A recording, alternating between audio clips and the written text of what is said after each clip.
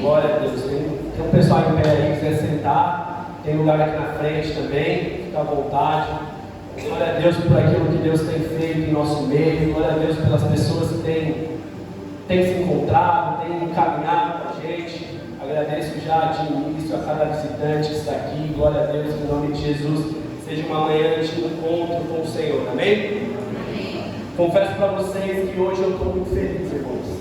E eu não sei explicar o motivo, mas existe uma alegria muito grande no meu coração, assim, um transbordar muito grande. Graças a Deus, glória a Deus, hoje a Sofia está bem melhor. Quinta-feira, essa semana ela estava bem ruim, como os irmãos sabem. Mas para a glória de Deus, ela está aqui, está bem. Não foi uma semana fácil lá em casa, sabe? Foi uma semana complicada. Carol pegou aqui na quinta-feira, né? Não foi somente uma noite de combate na quinta-feira, mas foi uma semana de combates muito intensos que a gente viveu lá em casa. Foi um momento muito delicado, ficando doente, indo de madrugada ao hospital. Mas para a glória de Deus, irmãos, estamos aqui de pé, glorificando o nome do Senhor, amém? Apesar de todos esses reveses, apesar de todos esses pesares, encontramos alegria em nossa boca para glorificar o nome do Senhor, amém, irmãos? Glória a Deus por isso. Eu não sei como foi os seus dias, eu não sei como foi a sua semana, mas que em nome de Jesus você possa encontrar alegria também em meio à sua semana, em meio às suas dores, em meio às suas lutas, porque o Senhor é bom. Existe algum motivo aí no seu coração que você pode agradecer ao Senhor, dar um glória a Deus, dar uma aleluia? Glória a Deus, irmão. Você como pregador pentecostal tem um glória para você dar a Deus, sabe? Sinta-se à vontade essa manhã. Seja uma manhã muito especial, amém? Eu creio e eu descanso nisso. Eu descanso no Salmos 37, verso 25, onde diz: já fui jovem, hoje sou velho, e nunca vi um justo desamparado, nem a sua descendência mendigar o pão. Eu descanso nisso, irmãos, porque eu tenho essa plena convicção no meu coração que o justo ele não será desamparado, a sua família não mendigará o pão. Amém? Glória a Deus. Então vamos à mensagem. Eu quero que você curve sua cabeça, vamos orar. Pai, obrigado, Jesus. Obrigado, Jesus, por essa manhã tão especial, Pai, onde estamos aqui para ouvir a Tua voz. Em nome de Jesus, Senhor, me usa de uma forma poderosa, Pai. Teu Espírito Santo tenha total liberdade neste lugar. Cremos, Pai, na ação do Teu Espírito Santo aqui em cada coração, Pai, pois senão será apenas um discurso. Em nome de Jesus, Pai, abra nesse momento todo entendimento, todo coração, e que a Tua palavra venha encontrar um solo fértil, Pai, para frutificar. Em nome de Jesus, amém e amém. Glória a Deus. Vamos lá. Essa manhã eu quero compartilhar com os irmãos a respeito de um dos filhos de Jacó. Talvez um não tão popular, não tão comentado nos dias atuais. Jacó, ele teve um filho com Léia, a sua primeira esposa, aquela qual ele teve que trabalhar em 7 anos para ser enganado por Labão e ter ali o seu casamento. E depois com Raquel ele trabalhou mais 7 anos, como nós lemos essa semana no nosso plano de leitura aqui da igreja. Ele trabalha 14 anos para ter essas mulheres. Mas Jacó, ele se casa com Léia, mesmo ele sendo ali enganado por Labão. Ele se casa com ela e ele tem ali com ela 6 filhos. Ele vai ter Rúben, ele vai ter Simeão, ele vai ter Levi, Judá, Zebulon e Issacar. São os filhos de Jacó que ele encontrou, que ele teve com Léia. E como nós lemos esses dias no nosso plano, o Rúben você já conhece. O Rúben é o filho mais velho de Jacó, é aquele filho que deu uma grande vacilada logo já no começo ali. Logo que Raquel, a sua tia, irmã de sua mãe, que também pode ser considerada ali a sua madrasta, porque Jacó casa com as 2 irmãs. Logo que ela morre, Rúben ele se deita com a concubina do seu pai, com a escrava Bila, que era de Raquel. Rúben ele faz isso, esse ato, e ali fica uma bagunça, é tudo muito enrolado. E Raquel morre. E aí Rúben ele faz o que faz com o pai. E logo quando Raquel morre, nasce Raquel, ela tem José e ela tem também Benjamim. Benjamim é um filho que logo que ela parte, que ela nasce, que ela pare ele, ela vem morrer. E Rúben ele tem esse relacionamento, essa noite, esse momento com a escrava. E essa escrava, ela teve alguns filhos com Jacó, porque ela tinha relacionamento com o pai dele. Ele tinha irmãos que eram frutos do relacionamento que ele tinha com essa escrava. E é muito confuso mesmo, irmão. É uma bagunça. Literalmente, sabe aquele meme da Nazaré pensando, fazendo conta, não dá para entender como essas coisas aconteceram numa família onde tinha vários relacionamentos, várias coisas acontecendo. Um ótimo caso para a loirinha lá no caso de família, ia render muito. Então, Rubem, ele se deita com essa mulher, e o pai, o tempo vai passar, Raquel vai ter os seus 2 filhos. Raquel foi a mulher que Jacó mais amou, que ele trabalhou 14 anos por ela, era sua esposa querida, e ela gera ali os 2 filhos, que é o famoso José, que eu comentei com vocês. Então aqui nós temos Jacó, casado com Léa, casado com Raquel, as 2 irmãs, e ele também teve relacionamento com as 2 escravas delas, Ziba, Zilpa e Bila. São as 4 mulheres de Jacó. Jacó, irmãos, ele era bichão. Foi 4 mulheres, foi aí que surgiram os 12 filhos de Jacó, que deu a origem às 12 tribos de Israel. Esse era Jacó. Ele teve esses 12 filhos com essas mulheres, e essas crianças, elas cresceram juntas. Ia fazendo filho em uma, ia fazendo filho na outra. E dá trabalho ter uma mulher, irmão. Imagina ter 4. Esse era Jacó. Você conhece toda a situação ali. Existe aquele filho que tem um pouco mais de atenção. Não vamos falar que ele era o mais querido, mais amado. Mesmo Jacó, deixando isso muito claro, era José, esse filho muito querido. E aí, você conhece a história. Nós vemos, acho que anteontem, um plano onde José, ele era um garoto, ele começa a ter alguns sonhos proféticos, sabe? Deus está falando e soltava as revelações ali para os irmãos, e aquilo gerou um ódio muito grande, gerou uma raiva nos irmãos, eles ficaram com muita raiva.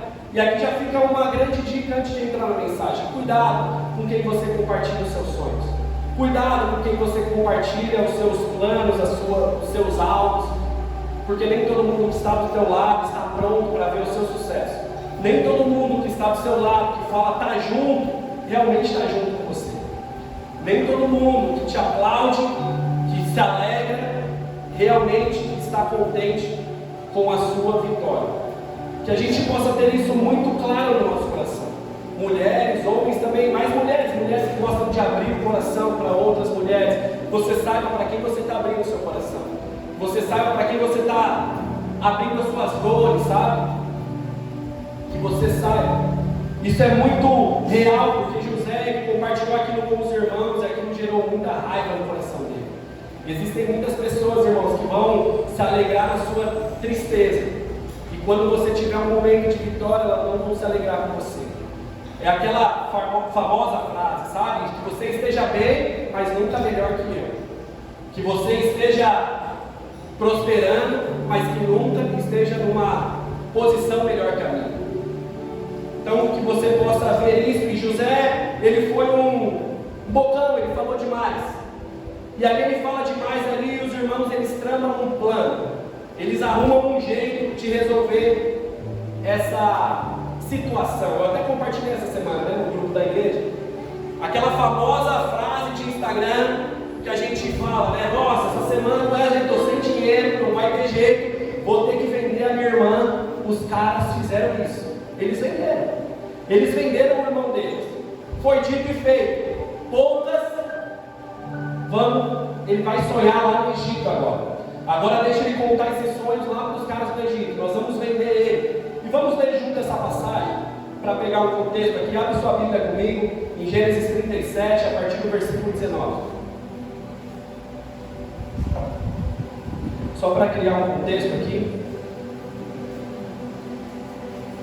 Gênesis 37, facinho de você encontrar, a partir do versículo 19, diz assim: quando você encontra aí, José aqui, ele está indo se encontrar com os seus irmãos no campo, os irmãos estavam trabalhando, ele foi até ele se encontrar. A Bíblia diz que José ele tinha 17 anos, então ele era um jovem, um garoto, um jovem lanceiro no ministério profético ali, no departamento de sonhos e revelações daquela época. E o versículo 19 vai dizer assim: Lá vem o sonhador. Venham, vamos matá-lo agora. Depois jogaremos o corpo num poço e diremos que um animal selvagem o devorou. Assim veremos no que vão dar os sonhos dele. Bem diferente, né, irmão? Um grupo de mocidade naquela época. Continuando, quando Rúben ouviu isso, quis salvá-lo dos seus irmãos e disse: não vamos matá-lo, não derramem sangue, vocês podem jogá-lo neste poço aqui no deserto, mas que não o machuquem. Rúben disse isso porque planejava salvá-lo dos irmãos e mandá-lo de volta para o pai. Bem bonitão Rúben, primeiro ele se deita com a mulher do pai e depois bate o peso na mente no sentido de: eu vou salvar o queridinho do meu pai, eu vou ser o herói. E continuando, quando José chegou, versículo 23, a um lugar onde seus irmãos estavam, eles arrancaram dele a túnica longa de mangas compridas que ele estava vestindo. Depois pegaram e jogaram no poço que estava vazio e seco e sentaram-se para comer. Simples assim, irmãos. Fizeram o que fizeram com o irmão dele, bem de boa. Um dia comum, jogou o menino no poço, comeram. De repente, viram que vinha passando uma caravana de ismaelitas que vinha de Gileade e ia para o Egito. Os seus camelos estavam carregados de perfume e especiarias. E Judá, grava esse nome, Judá disse aos seus irmãos: o que vamos ganhar se apenas matarmos o nosso irmão e depois esconder a sua morte? Em vez de matarmos, vamos vendê-lo a esses ismaelitas. Olha esse cara, Judá, irmão de Rúben, filho de Léia também. Pensamento do cara, Wesley: cara, nós vamos só matar ele, não vai virar nada, não vamos ganhar nada, vamos vender ele. Bem bad boy, mas melancólico. Na sequência ele fala: mas afinal de contas, ele é nosso irmão, é sangue do nosso sangue. Tipo, como se de boa. Não pode matar, mas vamos vender como escravo, coisa de irmão. E os irmãos concordaram. Quando alguns negociantes midianitas passaram por ali, os irmãos de José tiraram do poço e venderam aos ismaelitas por 20 barras de prata. E os ismaelitas levaram José para o Egito. Até aqui, parênteses, irmãos. Às vezes você acha que o problema está lá na sua família, né? Só na sua família que tem problema. Quantas vezes nós olhamos para Deus e falamos assim: Deus, não é possível, só na minha casa tem problema. Olha o tipo de situação que aquela galera estava resolvendo naquela época. Às vezes você acha que o problema está só lá na família Pereira, na família Silva, na família Oliveira. E olha os B.O. que esses caras estavam resolvendo. Olha os B.O. que Jacó tinha para resolver. E eu te contei essa história porque eu quero falar a respeito de um cara específico aqui.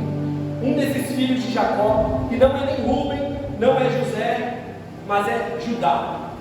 Como você sabe, Judá foi esse cara que deu a ideia de vender o seu irmão.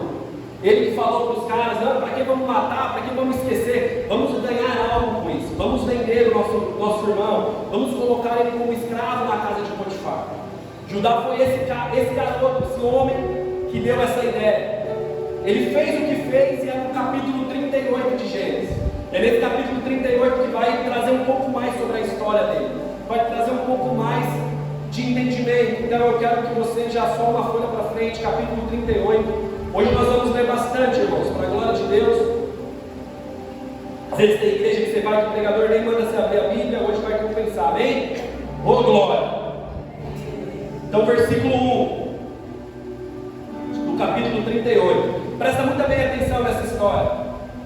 Por esse tempo, Judá se separou dos seus irmãos e foi morar na casa de um homem chamado Hira, que era da cidade de Adulã. Ali Judá ficou conhecendo a filha de um cananeu chamado Sua. Judá casou-se com ela e ela lhe deu um filho, a quem ele chamou de Er. Ela ficou grávida outra vez e teve outro filho, a quem ele deu o nome de Onã.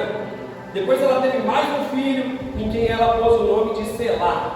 Abre aspas aqui, né, irmão? Misericórdia, essa irmã podia pedir música no Fantástico. 3 nomes e ela conseguiu só na graça. Er, Onã, Selá. Detalhe, um cara chamado Avelar está falando isso, né? Amém. Versículo 6. Judá casou Er, o seu filho mais velho, com uma mulher chamada Tamar. O Senhor Deus não gostava da vida perversa que ele levava e por isso o matou.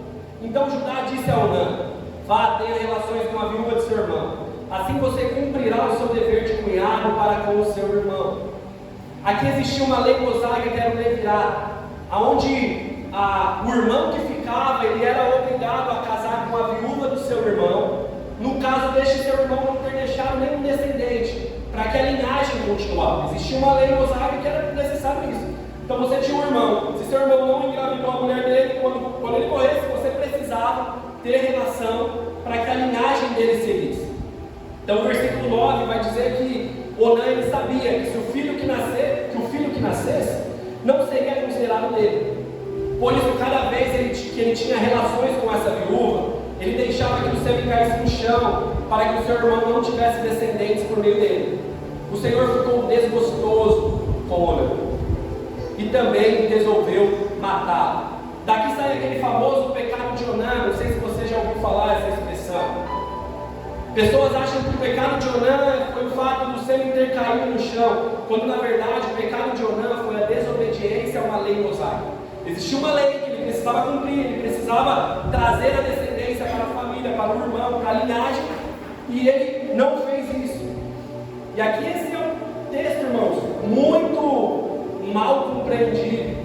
Confesso que na minha época de adolescente, irmãos, e o que eu já ouvi em aulas, em aulinhas, em até retiros, a justificativa para não deixar um jovem viver numa fornicação, numa masturbação, era porque se caísse no chão, você morria, porque Onã morreu, Deus matava.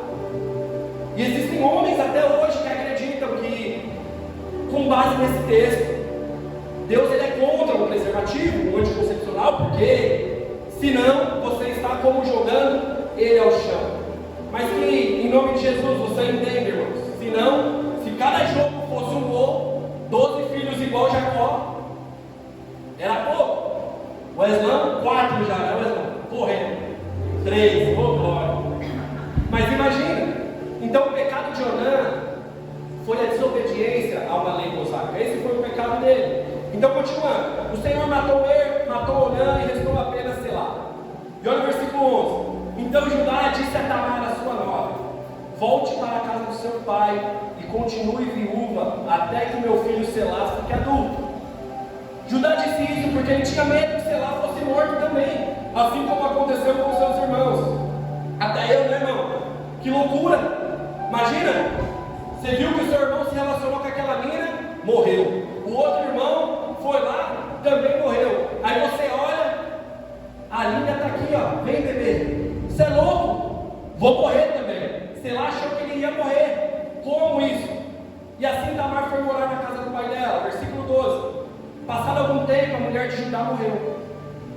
Quando passou o luto, Judá foi até Timnate, onde estava cortando a lã de suas ovelhas. E o seu amigo Hira de Adulã foi com ele. Alguém contou a Tamar que o seu sogro ia a Timnate a fim de cortar a lã de suas ovelhas. Então ela trocou de roupa, deixando de lado suas roupas de viúva, cobriu o rosto com um véu e se disfarçou. Em seguida ela foi e se assentou perto da porta da entrada de Enaim, que fica no caminho de Timnate. Ela fez isso porque sabia muito bem que Selá já era bem feito, mas Judá não havia mandado para ele se casar com ela. Quando Judá viu, pensou que ela era uma prostituta, pois estava com o rosto coberto. E ela foi falar com ele, e ele foi falar com ela na beira do caminho, sem saber que era sua nora. Ele disse: olha as ideias, irmão, olha esse diálogo. Você quer ir para a cama comigo? Ele perguntou. Ela responde: mas quanto você me paga?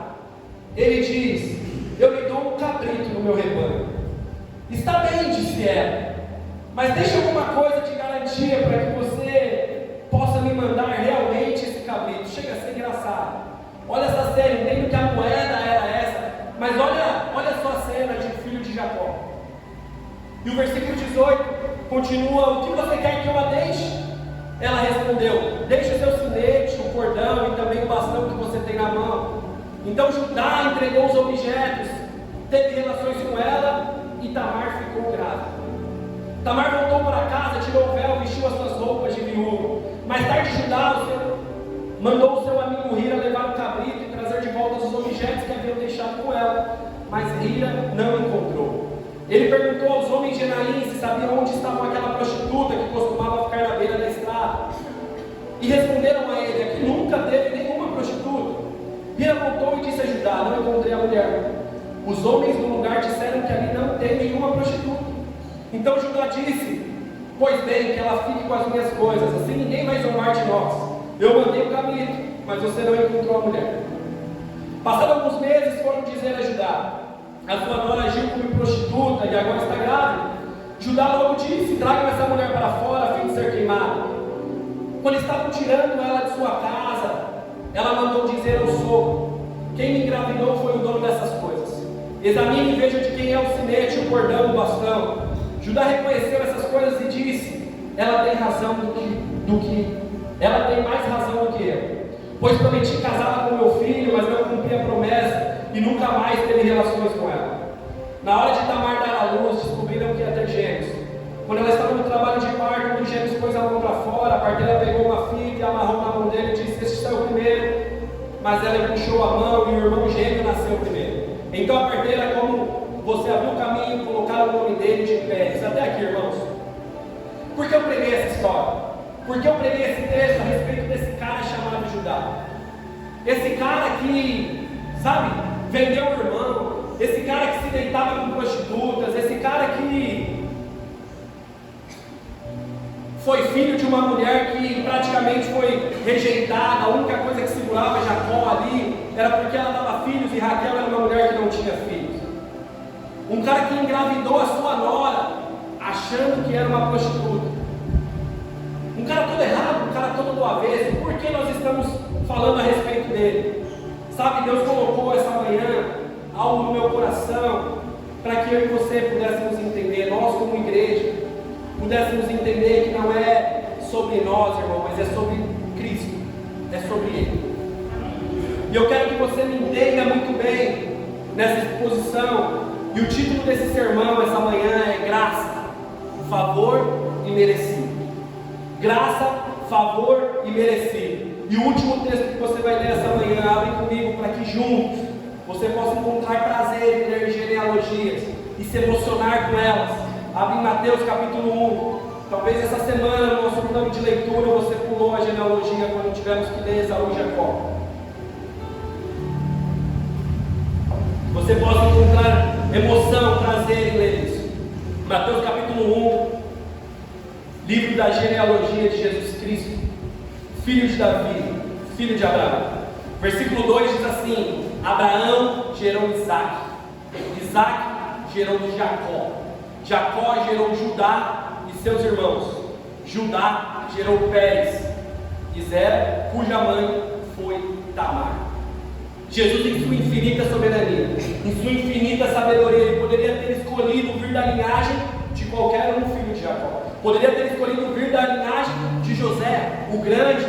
Ele poderia ter escolhido vir da linhagem de José, o filho de Raquel, a mulher com quem ele mais amou, a mulher que ele quis casar primeiro. Jesus, ele poderia ter feito isso, mas ele escolheu vir da linhagem de Judá. Ele escolheu vir da linhagem de Pérez, que é do relacionamento de Judá com essa moça Tamar. Foi isso que Jesus fez. Jesus escolheu esse cara que deu várias mancadas. Jesus, ele encontrou graça, um favor imerecido nesse cara que viveu uma vida toda do avesso, toda errada, toda perdida. Ele veio dessa linhagem de um cara que engravidou a nora achando que era uma prostituta.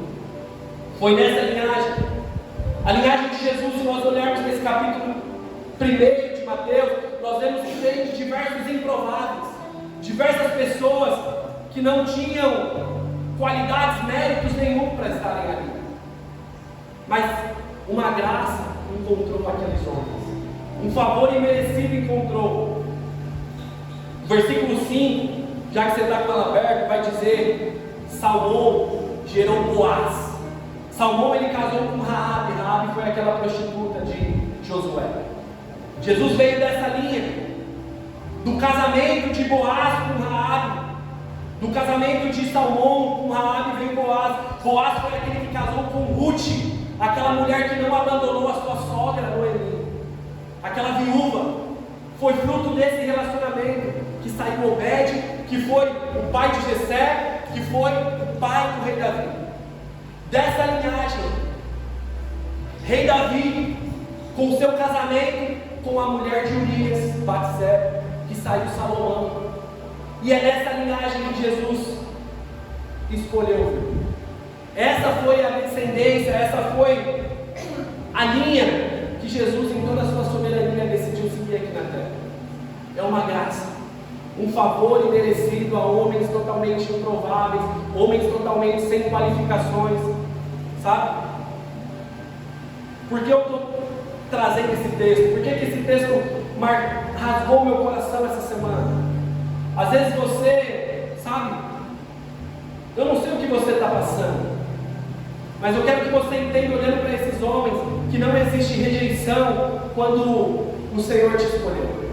Não existe rejeição quando o Senhor te chamou. Não existe rejeição quando o Senhor te atraiu. Não existe rejeição. Quanta gente bagunçada, irmãos. Quantas vezes eu e você deixa às vezes o inimigo entrar uma palavra contrária no nosso coração e a gente já fica para baixo, dizendo: eu não tenho saída, eu já estraguei tudo, o meu passado não tem mais, eu não tenho mais esperança nesse meu futuro, eu não tenho mais uma alternativa, eu já consegui, porque eu vim de uma família assim, eu vim de um histórico demográfico assim, para mim não tem mais jeito. Quantas vezes nós deixamos essas palavras entrar no nosso coração, achando que para nós não vai ter uma nova saída? Graça, um favor imerecido. Lamentações 3:23 diz que as misericórdias do Senhor, elas se renovam a cada manhã. A cada manhã, irmãos. Infinita, infinita é a sua misericórdia. Eu não sei o que você fez lá atrás, sabe, querido? Eu não sei o que você fez ontem. Eu não sei quem você vendeu, o que você falou. Mas olha aqui para mim, não existe nada que possa ser maior do que Cristo fez por você naquela cruz do Calvário. Não existe nada. Não existe nada. E aleluia por isso. Glória a Deus por isso. João 15:16 diz que não foram vocês, o Senhor Jesus dizendo isso, não foram vocês que me escolheram, mas eu que os escolhi, para que vocês vão e deem fruto. Ele nos escolheu, irmão. Ele nos chamou. Que você tenha isso no seu coração. Às vezes você tem um desvio de identidade, sabe? Você não sabe quem você é. Primeira carta de Pedro, capítulo 2, versículo 9, vai dizer que nós somos geração eleita, sacerdócio real, nação santa, um povo, uma propriedade exclusiva de Deus. Fomos chamados da escuridão das trevas e levados para a sua maravilhosa luz. E glória a Deus por isso. Glória a Deus. Antes nós não éramos povo, diz no versículo 10, mas agora nós somos povo de Deus. Antes nós não tínhamos alcançado misericórdia, mas hoje nós encontramos misericórdia. Glória a Deus por isso. Glória a Deus. Muitas vezes nós deixamos, sabe, de ter uma comunhão na igreja. Muitas vezes nós deixamos de ter um envolvimento na igreja. Muitas vezes nós deixamos até de ceiar, irmãos, porque nós achamos que não, eu não posso, sabe? Jogamos o nosso valor lá embaixo, falamos não merecemos. E deixa eu ser franco com você, realmente, irmão, você não merece. Realmente você não tem esse valor todo, irmão. Realmente. Mas Cristo, Ele olhou para mim, sabe? Ele olhou para a irmã Miriam, Ele olhou para o Gilmar, Ele olhou para o André, Ele olhou para o pastor Paulo e Ele falou: você não vale nada, mas eu gosto de você, eu amo você. Cristo, Ele olhou para nós, sabe? A graça dele nos alcançou. A graça dele nos alcançou, não é porque merecemos, não é porque somos bons, mas é por aquilo que Ele fez, não tem a ver com aquilo que nós fazemos. E me entendam bem, irmãos, eu estou aqui passando pano para pecador safado, não é isso. Entenda o que é essa mensagem. Em 4 meses de igreja, nós aqui somos uma igreja de muito confronto, pregamos muito uma metanoia, uma transformação, uma mudança de mentalidade. E o Senhor rasgou meu coração e falou: Avelar, tudo isso sim, mas e a graça, aquilo que eu fiz na cruz? E aquele amor? E aquela entrada? Muitas vezes nós somos uma igreja que estica bastante, glória a Deus por isso. Não temos que alargar uma porta que Jesus falou que é estreita, mas nós precisamos também falar da graça do amor dele, daquilo que Ele fez por nós. A graça dele nos alcançou, irmão.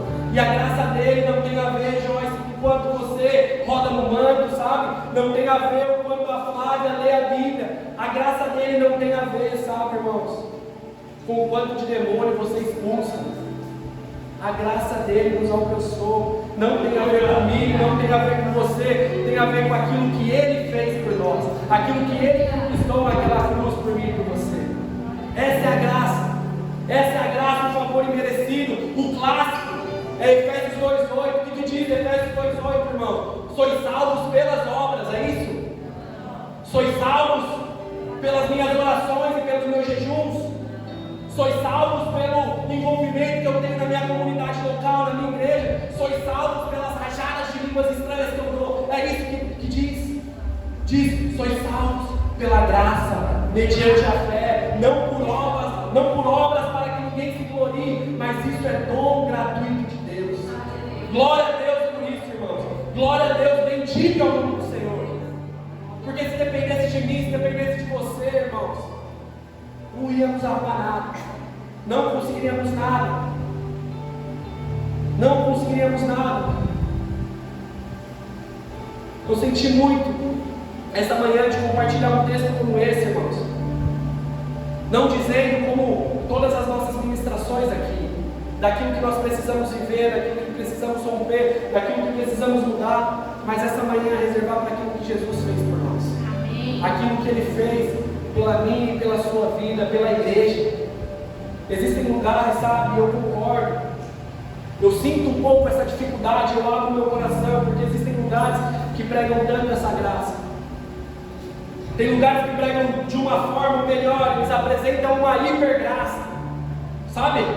Muitos teólogos vão chamar ela de graça barata, uma graça que não transforma, uma graça que não muda, uma graça que não gera uma nova criatura, uma graça que não é a salvífica de Jesus, porque a mesma graça que nos alcançou, ela nos chama para viver diferente. Mas hoje eu não quero falar a respeito disso. Eu gosto muito do que um pastor calvinista americano diz, Paul Washington. Ele diz assim: eu muito me surpreendo de um homem que diz que Deus o salvou, mas ele continua vivendo da mesma forma. Eu me pergunto, Deus salvou ele do quê? Do quê? Cri.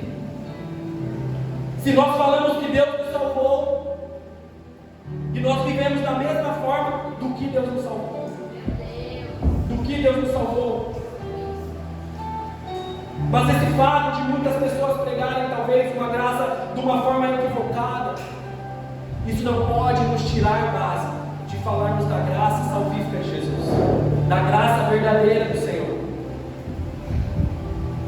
Algumas vezes nós aqui falamos muito pouco sobre isso, sobre a misericórdia do Senhor, mas quando na verdade tudo se resume a Ele, tudo se resume àquilo que Ele fez, porque se Ele não nos tocar, nem aqui estaríamos.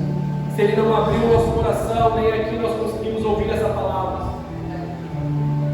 Se Ele não decidir transformar e mudar algo, não conseguimos ser os homens retos, mulheres retas que pregamos aqui em todo o mundo. Então que nós possamos olhar para a graça de Jesus, que nós possamos entender a soberania dEle, irmãos, e entender que nós não merecemos, mas fomos encontrados. Um outro pastor americano que eu gosto, Steve Larson, ele diz que no inferno não terá um só homem, uma só alma dizendo: eu não mereci estar aqui. Da mesma forma que no céu não haverá uma alma dizendo: aqui era o lugar que eu merecia estar. Tudo é pela graça, gente. Tudo é pela graça do nosso Senhor. Tudo. Quero que você se coloque de pé. Quero que você se coloque de pé. Entenda muito bem essa mensagem, irmãos. Entenda muito bem essa mensagem. Isso não é um convite para você ser um pecador sem vergonha. Isso é o start. É o começo. É quando você é encontrado. A partir dessa graça que nós vivemos as obras do Senhor. É a partir dessa graça, Tiago 2,17, que diz que a fé, aquilo que salva, ela tem que ter obras. Porque se essa fé não tem obras, se essa fé, ela não consegue salvar, é uma fé morta. Mas que nessa manhã você seja direcionado a tratar não pelas obras, mas com a graça do Senhor. Eu sinto que o Senhor preparou essa manhã para encontrar especificamente pessoas, sabe? pessoas que têm algum tipo de dúvida, dor, lá do passado, e acha que é impossível o Senhor te alcançar, é impossível o Senhor olhar para você, é impossível o Senhor mudar a sua história, é impossível Ele permitir você viver um novo começo, recomeçar, é impossível. Às vezes pessoas que acham que já passou a vez, já passou o tempo. Eu acredito que o Senhor preparou esse sermão para essas pessoas, irmãos. Eu já falei, eu vou repetir. Não existe nada que você já fez lá atrás que possa ser maior do que aquilo que Cristo conquistou na cruz por você. Não existe nada, irmão. Não existe nada. Eu não sei às vezes que tipo de trava você pode ter, sabe? Que às vezes te faz impedir de caminhar, de prosseguir e de se mergulhar, se entregar mais no Senhor. Eu vou pedir até para baixar as luzes. Fique de olhos fechados, começa a ter esse momento de reflexão com o Senhor. Ter esse momento de reflexão. Existe, sabe, uma nova história, irmãos, uma nova estação, um novo momento para você viver.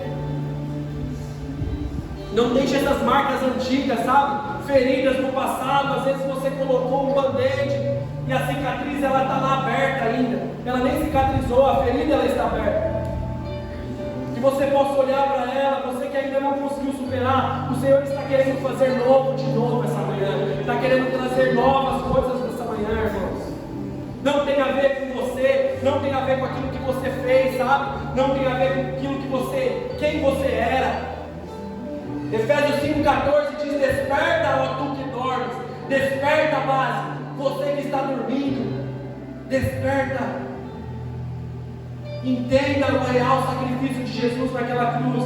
Não interessa, irmão, quem você era, não interessa quem você foi, não interessa quem você vendeu, não interessa quem você foi ontem, a questão é quem você vai ser a partir dessa verdade, a partir dessa manhã, em nome de Jesus. Quem você será? Quem você será? A graça, irmão, ela não é um convite para você viver longe dos caminhos do Senhor. A graça, ela não é um convite. A certeza que nós temos que Jesus pagou o preço pela remissão dos nossos pecados não é um convite para nós vivermos uma vida sem vergonha, não é um convite para nós vivermos distante dele. A certeza que ele está para nos perdoar não é um convite para pecarmos. Não é um convite. Hebreus 10:26 diz isso. Se a partir do momento que nós conhecemos a Cristo, se ainda assim nós vivemos uma vida de pecado, de propósito, para nós não vai vir um novo Cristo e pagar o nosso pecado, virá apenas a condenação. Que nós possamos entender o que realmente é essa graça, irmãos. Que nessa manhã você possa esquecer, sabe, as coisas do passado. Que você possa esquecer as coisas, as suas dores antigas. Isaías 43:18. Não fique lembrando das coisas antigas. Não fique preso nas coisas passadas. Eis que o Senhor faz uma coisa nova. Ele faz um rio passar no lugar seco. Ele abre caminhos no deserto. Glória a Deus por isso. Glória a Deus. Não fique olhando para trás. Apóstolo Paulo, Filipenses 3:13. Não fique olhando mais para as coisas que estão atrás de mim. Eu olho para as que estão à frente. Eu estou caminhando em direção ao prêmio da soberana vocação de Jesus. Tem esses versículos gravados no seu coração. Romanos 2, o apóstolo Paulo vai falar que aqueles que estão em Cristo, nenhuma condenação há. Somos libertos da lei do pecado. Saia com essa certeza essa manhã, em nome de Jesus. Eu creio que o Senhor está resgatando homens essa manhã. O Senhor está resgatando mulheres essa manhã que estavam afundados em suas lamas emocionais, em seus esgotos de pecados. E o Senhor trouxe uma mensagem de amor para que você entenda aquilo que Ele fez por você, e foi o maior gesto de amor, porque eu e você não valemos, mas mesmo assim Ele pagou um alto preço por mim e por você. Que você entenda esse favor imerecido, irmão. Eu não sei quem é você, mas o Senhor preparou essa manhã para que você venha se arrepender, para que você venha entender e viver essa nova história que o Evangelho te proporciona. Em nome de Jesus, irmãos, saiba que se você está aqui, essa graça ela te alcançou. Não importa o que falaram ontem, não importa o que falaram para você lá atrás, essa graça te alcançou. Não existe uma amaldiçoação para aquele que foi abençoado por Deus. Essa graça, esse favor imerecido, Ele te alcançou. Eu creio, irmãos, e muitas crises de identidade sendo quebradas essa manhã. Pessoas com muitas dores, traumas do passado, lembranças negativas que impedem ela de prosseguir. Eu creio que o Senhor está essa manhã curando. Eu creio em uma cura emocional, sabe, igreja? De verdade, irmãos. Para quem me conhece sabe, irmãos. Como eu estou sendo rasgado em pregar isso, irmão. Porque eu sou um cara que confronta muito. Mas precisamos entender essa graça do Senhor, esse favor por nos encontrar. Precisamos encontrar isso, irmãos. Você que tem a sua alma sangrando, sabe? Que você peça ao Senhor, esse é o momento, é uma oportunidade de você falar: Deus, me limpa, tira essa ferida. Eu não quero mais ser assim, Jesus. Eu creio que aquele sacrifício na cruz, ele foi muito maior do que essa dor, muito maior do que essa ferida, muito maior do que essa prova. Eu creio na suficiência do nome de Jesus. Eu creio. Saia com essa certeza em nome de Jesus, irmão. Jesus, ele pagou um alto preço para que você pudesse ter vida, e vida nesse mundo de morte. Vida nesse mundo morto que nós vivemos. Vida e liberdade, irmão. Seja liberto em nome de Jesus de todo pecado que te escraviza, de todo pecado que tem ficado no sótão do seu coração, guardado, bloqueado. Que em nome de Jesus, nessa manhã, você venha se libertar dele. Você venha falar: Deus, eu creio que esse pecado não pode ser maior do que o Senhor na minha vida. Vem e faz aquilo que só o Senhor pode fazer na minha vida. Pastor Paulo Júnior, ele diz uma frase muito interessante: que um salvo não é aquele que parou de pecar, mas é aquele que não gosta mais do pecado. Que você saia com essa certeza, irmão. Eu encerro o meu sermão dessa manhã e deixo o último versículo, 2 Timóteo 1, versículo 7, que diz: não foi nos dado espírito de covardia, mas de amor, poder e domínio próprio. Que você, em nome de Jesus, tenha coragem para viver isso.